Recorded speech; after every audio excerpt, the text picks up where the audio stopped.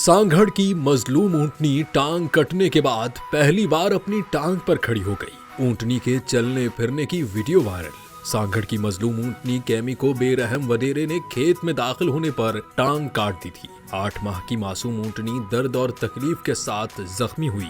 Video social media पर viral हुई तो सबका दिल दहल गया। हुकूमत सिंध हरकत में आई। पुलिस ने मुकदमा दर्ज किया, मगर मुल्जमान के दबाव में मालिक ने असल जिम्मेदार की निशानदही से इनकार कर दिया। CDRS ने ऊंटनी को रेस्क्यू करके कराची मुंतकिल किया और मसनूई टांग दी। आज 1 साल बाद ऊंटनी पहली बार अपनी नई टांग पर खड़ी होकर सबको हैरान कर गई। ये एक मौजज़ा माना जा रहा है। लोगों ने जानवरों के लिए मसनूई आज़ा बनाने वाले अमरीकी इदारे और हुकूमत सिंध का शुक्रिया अदा किया।